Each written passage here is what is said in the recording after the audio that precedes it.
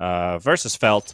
So either team is going to end up with a victory. Are they going to be a 2-0? Are we going to go full 3 maps in this series? That's still something that we're not going to answer here. Obviously, we don't see into the future. This is not a scripted production, obviously. So hang on to it. Hang on to this one. I'm pretty sure we're going to have a fun matchup between these two teams. And I think Black and Yellow, like we've kind of talked about, that they show promise. They're new additions to the lineup. I think they're kind of still warming up to the roster. What they kind of want to build up is kind of this synergy and chemistry during the course of these first few weeks, and then see what they can do when they truly maximize their output. And I think Felt is kind of in the same situation. So honestly, if you look outside of the draft and just compare the two teams on the paper, it could be a 50-50 in terms of both are reasonably unexperienced together as their specific teams they are in right now. Yeah, like the player I want to see the most of is P1. This guy was highly rated before, had to take a break during the, or I should say after some of the match fixing scandals in NA. I think we're lucky to have him back, honestly, but he has been praised to me. And in the previous match that we saw, he just did not quite get to do anything. 2 TA games, not quite, you know, getting to make any pace those games. But this is a DK. He is going to have to get active. So I want to see what this man is made of. Well, just a bit of a scuffle to start things off with. 2-2 on the bounty runes. Nothing special here. Just a bit of hits being traded in the river there. Undying also picking up some nice early decay stacks, already up to 960 max HP. Gonna go for the camp block. He doesn't have information about this ward, though. I guess they're just gonna have to suspect that either there is vision there or not. It's a guessing game. Very common ward spot too. Some teams always go for the ward on that cliff, so you can, if you scrimmed against specific teams, that's where kind of the experience starts to talk. Is we're like, all right, well, we've already scouted out the warding heat maps for this team where they want to place their early wards and all that. So you can get a bit of an early advantage on that, but I don't think we're going to see too much of that from both of these two teams. Like, they're still fairly new, not against each other's, but just kind of like with their teammates they are with right now. If you can catch my point on that. But it makes a lot of sense to me. Chemistry needs time to build, and we're watching that happen in real time. This happens especially in the official matches. Like, scrims are well and good, but when the pressure comes out, things change. Juggernaut off to a pretty decent start. Weaver's also getting a fair amount of these early last hits too. The good thing about this Weaver here is that you can constantly kind of poke back. You've got heavy damage output, but you don't want to end up taking too much damage from the Undying. You've got the movement speed to always get away from the Blade Fury, so that's not going to be an issue. But you want to also kind of use that Shukuchi for landing last hits, getting a bit of poke on the Jug, and especially getting away. That long cooldown, it's kind of like you're playing a Pango or any other hero that has an escape mechanism in the lane. If you use it too early, you're setting yourself up in a, you know, very, very risky position because you've got no way of getting out. Exactly. Like, as much as he'd want to use this Shukuchi liberally, he needs to make sure that the Undying can't slap him around, because he is very squishy, especially with the stolen strength. So, yeah, no free use of that Shukuchi. At least looking at the mid matchup. Looking at the mid matchup at the moment, DK is getting a pretty good start, at least with the early damage compared to the Ember Spirit, able to get a couple extra denies on top of it. And Black and Yellow are pulling off a triple lead in the first 3 minutes. That can be prone to change as Felt's going to start ramping up and catching up on the pace. Medusa, though, with this lane, I think she's going to be pretty happy with what's going on. But that level 5, almost level 6 LC in a couple minutes is going to be like a warning sign. Do we want to stack more heroes towards top? Do we want to prevent that first duel from happening? You have heroes like Weaver who are capable of fighting back, which could potentially open up for an opportunity on a return kill from an over-aggression play from your opponent. But yeah, you can also just opt to just leaving the lane completely, which is also an option. Yeah, for now, the Medusa, she's got the 2 levels in the Mystic Snake. This is actually where the lane kicks off for her. So this is where she should be getting more CS instead of letting Zero just double her up here. But Elsie is a hard laning partner, especially when her support is all the way back here, getting bullied back by God Z. Attempt onto Braxy here after Moose got the stun available after the Hex, but thinking about the Tombstone, will place it down. Karyua wants to get that Blade Fury out. That might just be first blood, except that it's Zor going to be taking down the Undying first, and Aframoosh, he's got that faster movement speed, doesn't get the stun out though, so Jug's going to get a quick response kill onto that. But it is the Weaver picking up the first one. A little bit of a shame that Undying was looking to die anyway, refill his mana and HP. Is very standard laning play for an Undying, but he would have really rather not been the first blood there. At least not too happy to give it away, at least. Weaver, if you can get a good lane out of this hero, you can easily see this hero going on a big killing streak. Seen a lot of these like 7-0-3, 5-0-1 Weavers that kind of like just rotate around the map and be a constant nuisance on wherever you want to go, especially if you're playing with a late game carry where your triangle's constantly being contested. So with this Juggernaut, I think they have a chance to kind of like change the tempo. Felp might want to play around this Weaver, but we'll see. I certainly hope they do. This is not the time to be running your Weaver as like a third core. You already have the Ember who needs at least some items. You have the Medusa who's going to need a lot of them. 3 items I mean carry is not that popular right now, and she is, I want to say 2.5? Like, and Skadi is ready to fight, but not ready to deal damage just yet, so... Yep. She's gonna take her time. We do have a Diffusal Blade at least coming up in the Juggernaut, so... straight up rushing it. That also does talk volumes about BNY's timing for this game. DK in a bit of trouble though. There's Afram who's coming in from behind. Ember Spirit dropping fairly low. Sky's also coming in. Going to be able to dodge the concussion, but he's going to be able to dodge more. Ember very low. Has to clear out the bugs and the zombies. Everything's just kind of like following around there. Pingu though, he might not be as lucky and as tanky as his Ember Spirit is. Oh, look at that. Just a casual courier walking it away as well, so Pingu will be losing that. The raindrops soaking up some of the damage. Caudle's going to be living out of this one. The Ember and the Caudle both poked out. The Tombstone still down, and that tower is still taking damage. Zor unable to get that Tombstone down in time. So no money credited for the Weaver, and DK gonna move out as that form, as Dragon Form is also running out. 132 HP on the tower. You might think about denying it. You also want to kind of maybe potentially open up a mid-fight around that tower about to fall on the next push from BNY. Bit of poke going on in mid. Shinra getting the chains onto the DK. There's the minus armor applied from the Swarm, but no creep wave tanking the tower. That's going to be an easily cleared bug, and you're not really killing a DK at this phase of the game. No, especially not with the damage that's available to you before you have good levels in the Swarm from the Weaver, or before you have the finger up on the Lion. It's just too much armor on this man. He has been maxing the Dragon Blood. And yeah, Shinra's getting clobbered here. His camp has already been blocked again as well, so he's been constantly put under tower now again. They're coming to finish off this tower. Yeah. They're kind of like half committing both on the Ember Spirit and onto the tower. Now Pingu's going to be here too. They've got the dot. Who's going to get the last hit for it though? Ember walking in and not able to snatch it in between. It's going to be Godsey to take this one. So that's 7.5 minutes. Our first tower taken. At least from the top tower is still completely fine. They're just farming under the tower. Aggressive moves from BNY though. Oh, look at this move. And there's a lot of stacks. Yep, that's a lot of money. Pingu's not happy to give all of this away. All my hard work when that special somebody sneaks in between and takes everything away from you. But they're going to fight for this one. Sky might be a potential kill here for Shinra. Keeping out. Here comes Solji. Right clicks ain't going to be enough. 180 HP. The Sky's already gone. DK unable to clear these stacks either. Solji is going to be walking in. But that also means Medusa out of the top lane now. And the second tower is going to go down pretty much momentarily. I don't actually think that Feld can retake this territory that they just lost here. So really their only option is going to be a move towards bottom.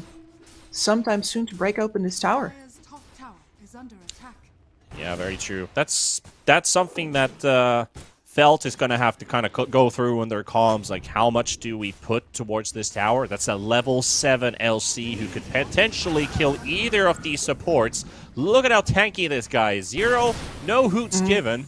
Just tanking right clicks like, you know... You're playing a football game with 7-year-olds and you're like 15 and you don't care how much they're trying to tackle you. They're just basically just falling over and you're laughing at them. Yep. Stop nibbling at my ankles, guys. Yeah.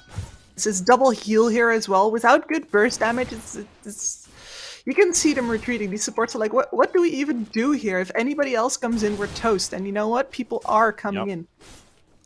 And the massive difference is if you look at the net worth chart, Ember Spirit is already fallen so far behind. And there's the duel onto the Medusa, but they don't really have the initial damage for it, but the follow-up might just be sufficient as the Medusa's going to be falling down. Black and Willow will find one kill. Can they get a return? Zor trying to get God Z, and that Sky's going to fall to the stun. The Aframouche gets the stun in, but the right click from Zor is going to land first.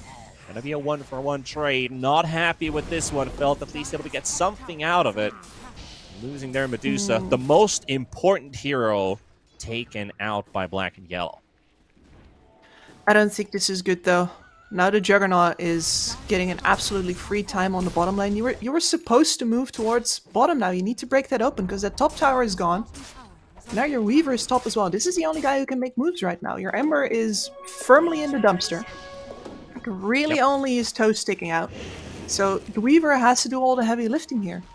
And he just moved towards the strength of the enemy forces. You can see he knows. His business is bottom, but that's 3 Sakuchis down here. Kind of the situation, I think this is a textbook Dota moment of reactive Dota. Felt is unable to play aggressive unless now this Juggernaut, potentially, they've still got the spin on Jug. Aren't you able to move out of that one? So basically, Felt is playing reactive Dota. They don't have any initiative whatsoever, and they're responding late to every move Black and Yellow is doing. That's kind of like a recipe for disaster, mainly because that's how our draft works against their draft. Like, our draft is okay, but the enemy draft is just better in terms of setting the pace.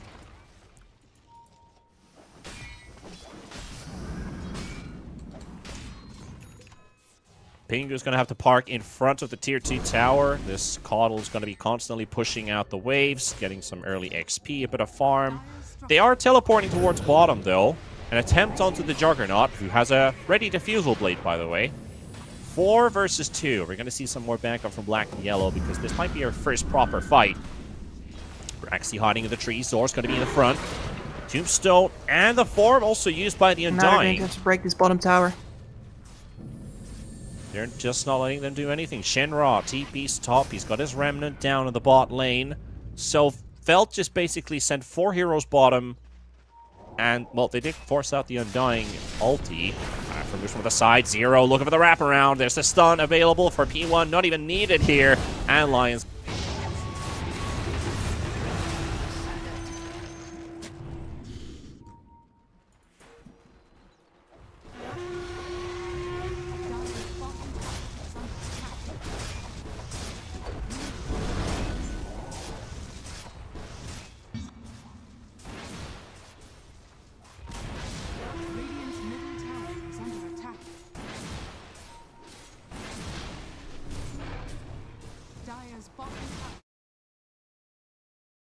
Middle tower is under attack.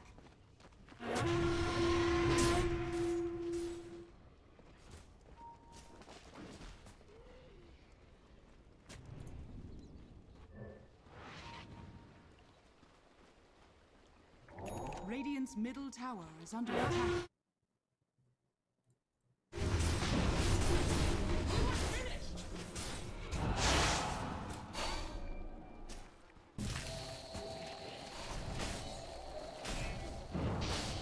Okay, gotcha. My bad there.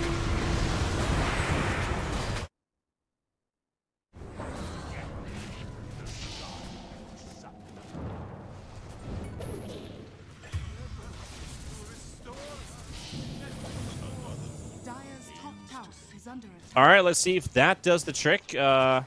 Kips, you still with me? Yes, I can hear you. All right, awesome. Well, I'm with you again. We're back in.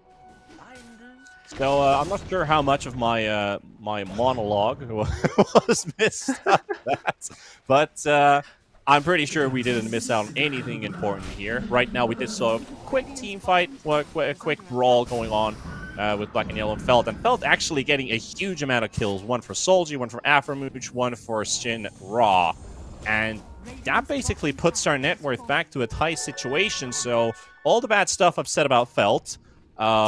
Which obviously you didn't hear anything. We're looking at a pretty good situation for Felt if they can keep this up.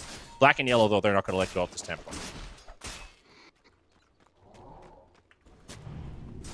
No, like in the thing that we did miss here was in fact the double blink reveal from Black and Yellow, and they went a little bit too ham with that, but it doesn't mean that the pressure from having 2 blinks up, that double initiation, is now gone.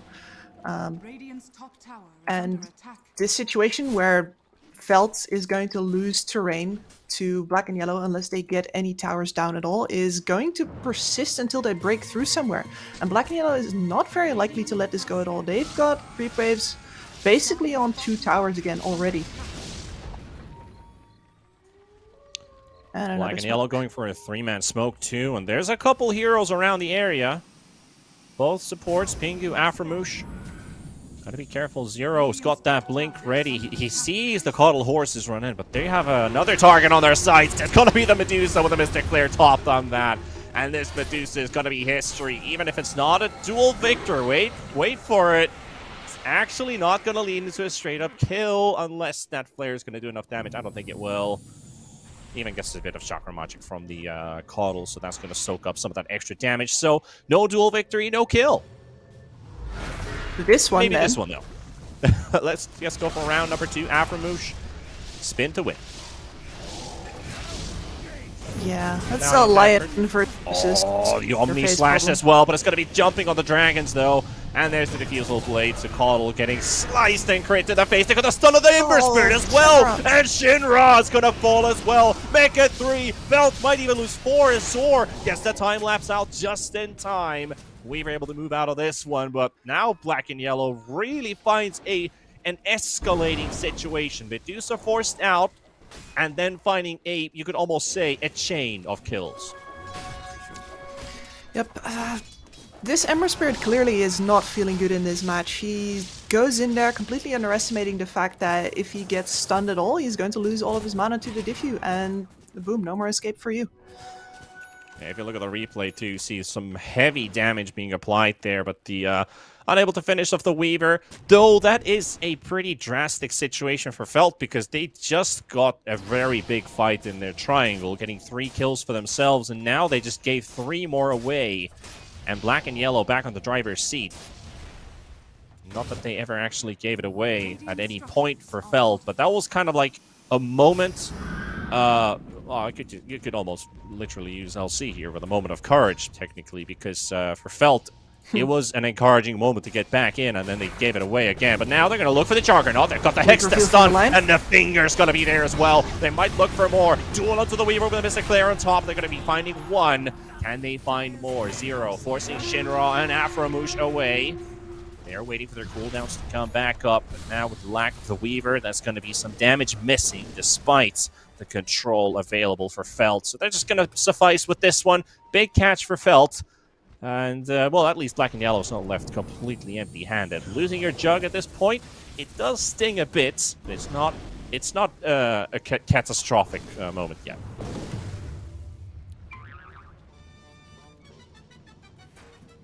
Yep, and the Medusa just punched through the bottom tower as well, so now there's finally some room to breathe for Felt over on that side. And Black and Yellow are failing to contain Felt here enough to actually build out their net worth lead further. Dragon form's about to run out too. Aframooch on the hunt. He's got that blink on the line, and oh no, Jug! Not This again. Jugger's all the way We've on seen zone. this movie before. Death number 2 on its way. Cardua does get some healing out from his ward just in time. But is it going to be enough, though? Duel coming in. They're going to get the Caudal kill. And he's got the Omni/2-man stun from Afromush trying to survive and trying to turn the situation into their advantage. But they're going to be losing Shinra. They're going to be even losing more as the TP coming out from the Lion Soar is going to be making his way out of this one. It was so close. It was so close, but in the end, it ends up being a full-on bait play. Juggernaut able to juke around in the trees, gets the Omni/Slash off, and a turnaround for 2 kills.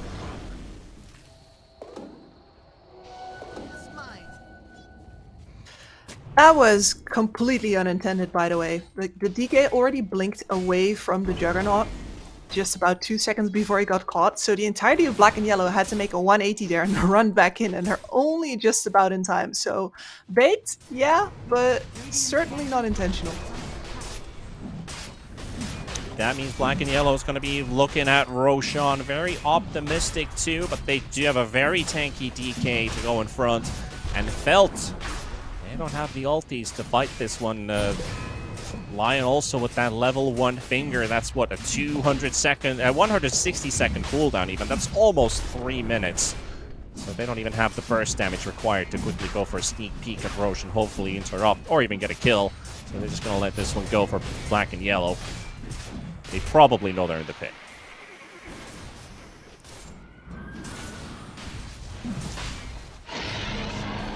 There we go.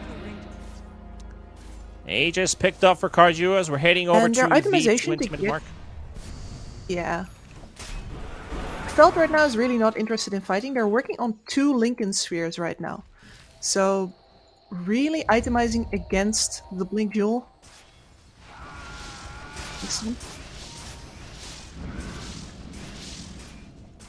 Pingu's got to be careful with his positioning because there is a gang squad. Oh no! Oh, poor Medusa. Solji barely surviving out of the initial burst, but the secondary stun is going to be more than enough, and that's going to be a dead Medusa. He's been playing so well farm-based on this Medusa, but that's not the place to be in. The enemy just literally took Roche for themselves. Very unfortunate positioning there. Guess they didn't think the assault would come this soon. Maybe they tried to pressure out a little bit more, but instead, pedal to the metal from Black and Yellow. But that's kind of a thing as well. Like, you know, Black and Yellow's got these blink daggers, and if you're in the triangle, that's like the second most important place. The first one is when you have the Aegis, you want to look to take that dire mid-tier 2 tower, because that's very hard to take in a 5v5, but if you have a 6v5 opportunity, that tower is basically, it's defenseless. So the second place to go in would be the triangle, so you being there, you're playing a hell of a gamble. Yeah, then again, where else were they supposed to be? Yeah, true. I mean, yeah, it's not really many side lanes to go to. You don't have the mobility to move around the map, so you're right about that. That's kind of the issue that they're running up with this lineup currently, is there's no safe space for this Medusa lady.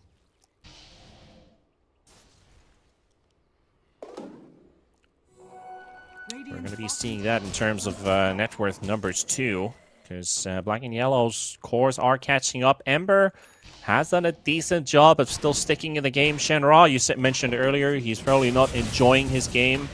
But he's still got some playmaking potential, especially with this BKB. Could still be a very important piece of Felt's team fight.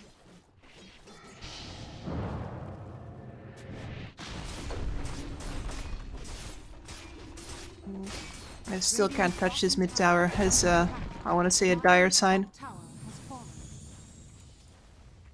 No pun intended. 100% intended. I own my puns. Look at this cross map smoke as well. They're really trying to find them in a sort of pincer to dire here. I think they're just a little bit too late. Actually, no. Oh, they're going to run into each other's Afromush. They're going to get the Hex onto the Juggernaut. They've got the instant chains coming out as well. The damage follow-up there on the Jug, but he does get the spin off. but he's not in trouble anymore. So let's see what Phil can do with this. Shinra with his BKB, trying to draw the attention of Black and Yellow. Gets that early damage, and Zor's now left alone. And they are just basically scrambling for a reposition, but the fight's not in their favor. The vision's not in their favor in that fight. So they also gonna have to leave this one unintended. So that is your 9-second BKB used on the Ember Spirit for no kills. They find Black and Yellow just too stacked up to fight.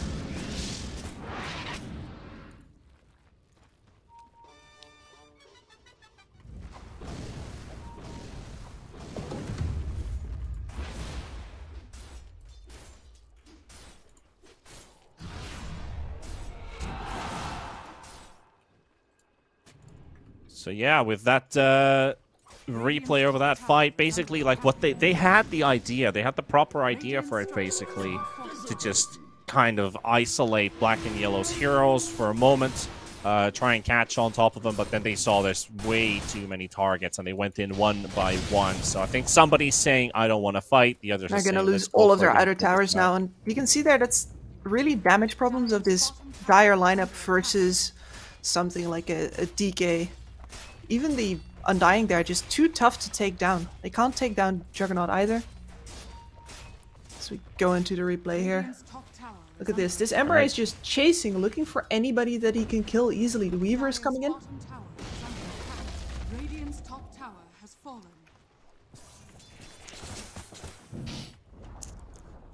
I think we might have some a bit of delay here, though. As we're looking at a pretty still even game, if you look about Felt's situation here, 25 minutes in, they've kind of withstood their storm for quite some time. But like Kip's already mentioned, like the outer tower's already fallen. This next step is basically just going to be high ground for Felt. Even if they don't have, sorry, for Black and Yellow, even if they don't have the advantage of the Aegis anymore, this next team fight is basically going to dictate, is the game over, or is Feld going to start getting empowered by it? Because Medusa is hella strong right now. She's sitting on almost 4,000 gold right now. She's got the Scotty, has the Yasha, everything that basically Medusa needs for the survivability and that mobility required for this hero. Now you just want to pump up that damage. I really like the idea of the Silver Edge. That gives us the gives them the opportunity to potentially even kill the DK with the siege ongoing on the high ground. Got the fires put down. Juggernaut, heavy damage coming in, but a very nice press the attack used on Karjua, enabling to get that Juggernaut spin off just in time, so we can't finish up the kill. That also forces Black and Yellow out of the base for a moment.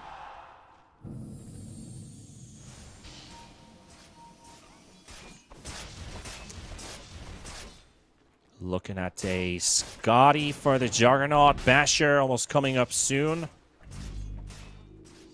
Hopefully we'll get Kips back on the line soon as well.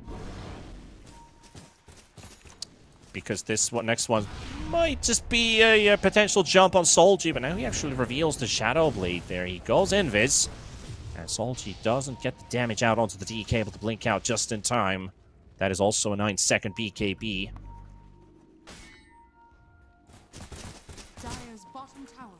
Still smoked up as three heroes felt. They're gonna have to defend their base because Black and Yellow is about to approach onto the high ground. Karjua leading the troops. Slow sieging. The positioning is correct here. They just want to keep the LC at range for the press the attack. So you can see that circle end is almost on the edge of the Juggernaut, so they have the quick reaction. Plus, he's faced towards the opponent's base, so he can instantly just blink in for the duel if required. The only thing you want to remove, basically, is the Lion stun. Chains ain't worth it. The stun does connect onto the DK. Just not enough damage, but again, Felt they're taking a lot of structural damage. That tier 3 is now down to 700 HP. They're going to have to find an opening soon. They need to either catch the LC, but it's going to be very hard to just jump into the... basically just into the fog and find Zero.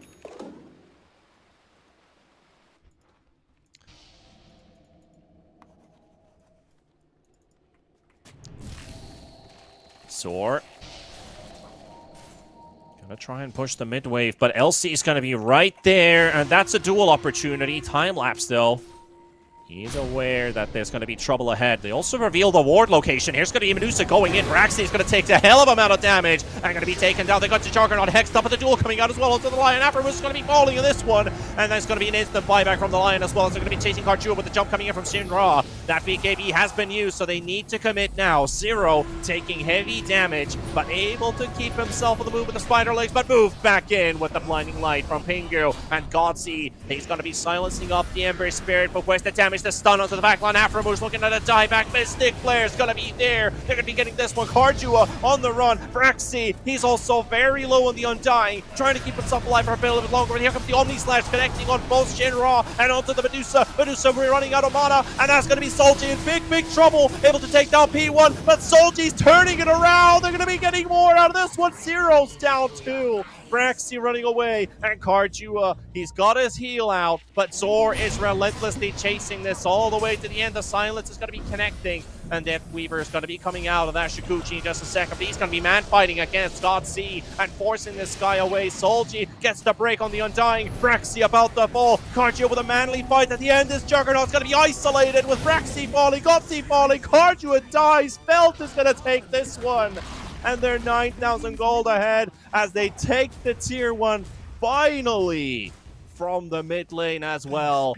And that is just disastrous for Black and Yellow. For Felt, it is a huge fight. And Roche is also going to be spawning in their favor if they're able to get back in. Oh boy. Just a massive fight for Felt. And they're in this game, and now they're even getting a huge advantage out of this because Black and Yellow, this lineup, the timing is running out. The clock is ticking. The clock is ticking, and for Felt, they've withstood the storm. Again, they've just basically held themselves alive for long enough, and now this Medusa lineup, it is really starting to shine.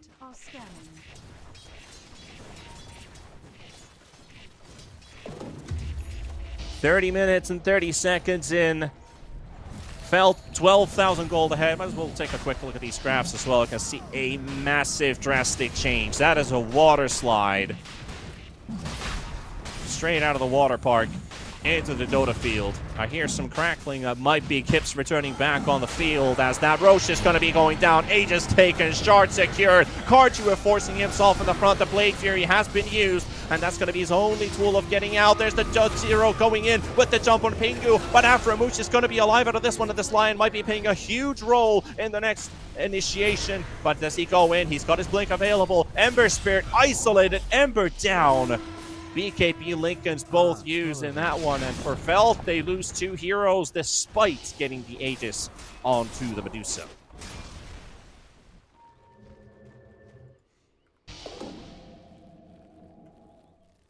So with that, that also puts Felt, I don't know what is going on. It's basically, if you look at a game like that, you're saying, okay, Felt's going to be winning all the fights from now on. Black and Yellow just basically proves them wrong. They even got the Blink duel onto the Coddle instead of the Lion, but Lion having basically 0 impact in that fight because they weren't even trying to go for the Lion in that one. Basically Felt mispositioning 1 or 2 of their heroes. Shinra just getting punished in the front line. And that's a bit of an issue for Felt too. Like, they have this really mobile lineup, and if their supports can't stick up to the pace, it's really hard for this Lion to move in and out, except with just the Blink Dagger. Once you've used it, you're opening yourself up for the LC to jump in and take you down.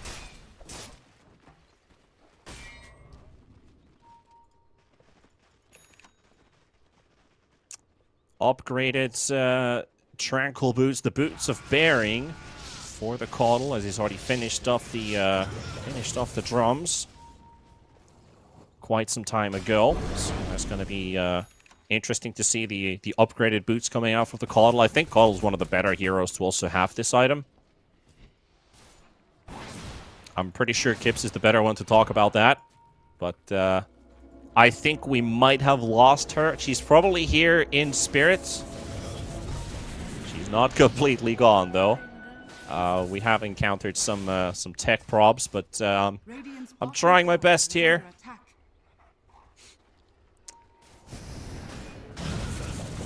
Pretty sure we're going to be hearing, she's going to basically have a 5-minute monologue of what happened in this game, about how the draft worked out and all that at the, you know, at the end of this game, and maybe at the start of the second match. I mean, this is a best of 3, so we guaranteed have a map 2, obviously. Do we go full 3 series? That's still a question. Zero's going to be pushing towards the high ground. P1's also going to be joining in. That's going to force Felt to TP back towards the base. Shinra will be the first one to reveal himself.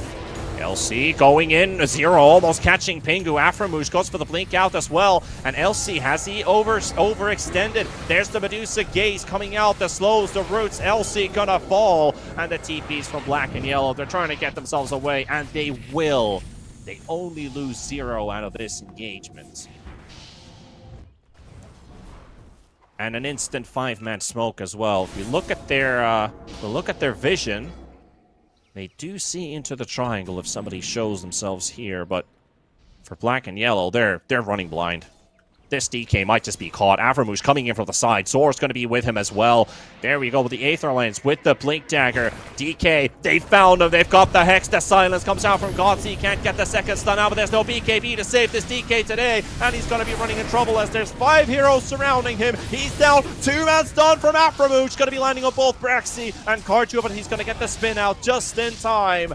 And Solty slowing down the Jug. And Jug's going to be taken down too. Black and Yellow have lost 4, maybe even 5. Shinra thinking about going for the chase, but he's got no remnants remaining. Does he run into the Skyrath? He guesses. He finds him. He's got him right on the money, making that a team wipe potentially with the... He's using himself the Ghost Scepter. It's not going to be enough. He's going to use his last remnant jump. He just got it off cooldown to ensure the last kill and make that 5 for Felt. And Felt's looking to take game 1 out of this one, pushing towards the high ground. They could force out the buybacks, at least from Black and Yellow. At least the glyph will be used. And with the help of that Aegis, still up for another 20 seconds. Doesn't look like we're going to be seeing Black and Yellow come back into a hell of a fight to return it back in. But there's a moment of weakness, which is the Ember Spirit's BKB cooldown still up for like 15 seconds, but they're not using their buybacks. They're going to let the mid-racks fall, continuing to push down towards bottom. Going to take the tier 3 tower and continue going. Jug is not buying back, so either feels like they're not buying back or they don't want this Jug to use it. That's just going to be 2 lanes of racks. Sometimes easier said than done, but that's the way you do it. You just go and take them. Black and Yellow in trouble. Aframoosh also building towards his Aghanim's. Just a couple 100 gold short, and that is really going to start hindering Black and Yellow with those heavy nukes being available. Maybe even twice or thrice even during a team fight, because these fights are lasting pretty long. There's a lot of chasing, a lot of goodness. Looking for an initiation here, Solji. Lincoln's will be popped. Kips is also back, which is great because the fight's going to be breaking loose. They're going to Link duel onto Solji without the Aegis, and they will be able to take down Solji, but Godsea's going to be falling as well. As the chase from Shinra pays off, but Shinra's going to have to back out of this one as well. So making it 1-for-1 for now. The stun's going to be connecting onto Pingu. And Coddle, going to be a second kill. They know exactly where this Weaver is going to be. Zor's going to be forced out of this one, and is that a Kips I hear? That is a Kips you hear. Yay. It seems that I have returned finally. You have overcome. Yeah, you were talking about murky depths. The murky depths of my internet connection are truly something piece of work. They have sunk. They have sunk indeed, but so have Black and Yellow in my absence. And I think that Felt were honestly surprised there that they could still output enough damage to take the Medusa down at all. But even then, it was pretty close. If they would have had an Aghanim's over on that Weaver, that would have not worked out even. But Sora has gone for way more of a core build-up this game. He's got it now, though. He read the situation that just happened. Yeah, that's the go-to item if they can't keep the Medusa alive with just the help of Lincolns, which has worked brilliantly because they've got 2 of them in the team. Ember can play more safely. They can put the Medusa in the front. The only thing that's really killing them here is the duel, and the same thing for Black and Yellow. It's Aframouche landing a stun. So if you can take those 2 things out of the equation, it can be, well, I guess, a fair fight, where either one can win. But in that case, the Medusa usually should win. So with these Lincolns, if they're not enough, you just go Ags on the Weaver. That also works. And that item set that you were talking about on Aframouche is now also finished, so we have way more power and especially lower cooldown there. Yeah, that's a spicy amount of damage. Let's see what they can do, though. There's a DD Jug for a couple more seconds. It doesn't look like they're going to get to use it. Also, another thing with the Silver Edge on Medusa, that's a great way to break the Omni Slash, which is also a very fair way to break the Monopool of Souls. You the jump of the backline from Shinra, and the duel is looking for it, but he doesn't quite land it. Karjua finally gets the duel, but Karjua's already down. The Pingu falls for 0, but for Felt, this is a very heartfelt situation, as they're gonna take down 0 as well. 3 for 1, 4 for 1 even, with a buyback coming out from the sky. But this is basically the beginning of the end. Like, as you can see, there's basically no buybacks remaining. What the heck even happened in that team fight, Kips? Look at the replay. What a slaughter. Basically, they don't get the halberd out on the Medusa. They don't get the jewel on the Medusa. So all of that damage is going straight into the entirety of Black and Yellow's team. They don't have the positioning to do anything against it anymore after the Skywrath gets caught. And that is basically all the Silver Edge on that Medusa doing the positioning work, getting her right in the front lines, and Black and Yellow just cannot reposition anymore. Yeah, that's a tap out situation. Black and Yellow, for them, it was